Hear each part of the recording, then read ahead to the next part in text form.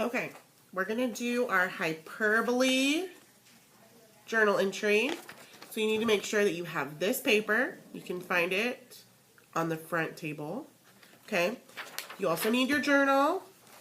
You also need a yellow crayon colored pencil marker, but it needs to be yellow. You need scissors, and you need liquid glue. Okay, as always, we use liquid glue, not stick glue. Okay, so if you need to go get those things, go ahead and pause it, and I'll wait for you. Otherwise, we're ready to go. The first thing that you're going to do is you are going to color with me, do not pause, your little girl's yellow dress. Okay? I always want hyperbole to be yellow. Okay? So color her dress yellow since it says hyperbole on it. Remember, don't pause. Color with me. If I see you pausing, you're in trouble. And then I want you coloring her little quote bubble yellow. Okay? So her dress is yellow. And her quote bubble is yellow. Okay? So it'll look like this when you're done. Okay? So let's read her little quote bubble. It says, Princess Hyperbole, I am at least 1,000,000 times prettier than all of the other princesses in the world.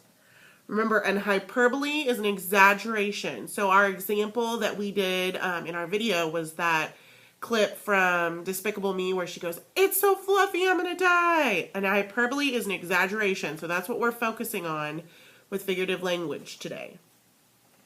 Okay, so after you color, you're gonna go ahead and you are going to cut out your boxes. So on this one that is all squiggly lines, just cut straight.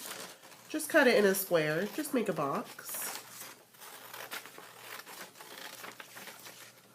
Cut with me. There's no need to pause. You should already have all your supplies, so no need to pause. So your square will look like that. I didn't do the squiggly lines.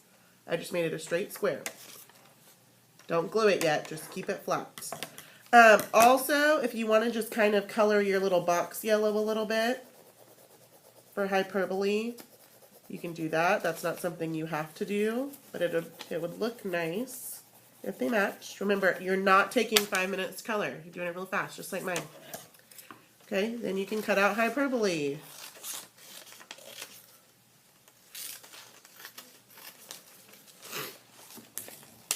All right, so that's it.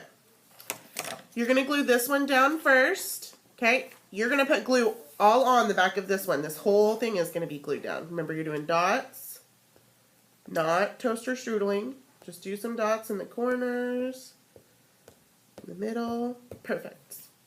Okay, so I got my glue dots on there. Okay, and it's going right towards the bottom because you need space at the top. Okay, and a hyperbole, this one, you need to fold it back. Just like that. So this little tab is folded back. And you're going to put glue underneath here. You're not putting glue all on the back, just under this little tab. Because you're going to write underneath it. Okay? So glue that little tab down. You're going to put that towards the top. It'll look like this when you're done. Okay? Now you're going to write your definition for hyperbole underneath your tab. So your definition is an exaggeration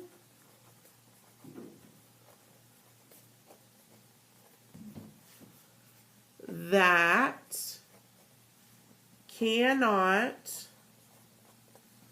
possibly be true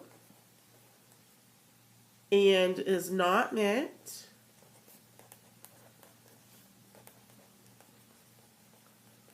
to be taken literally.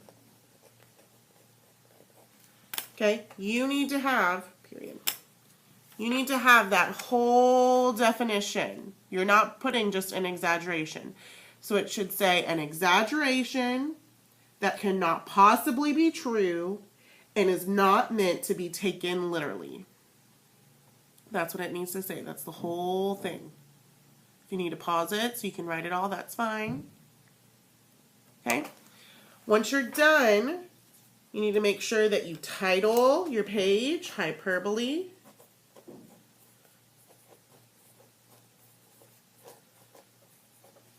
And then you put it back in the bin. So this is your final product.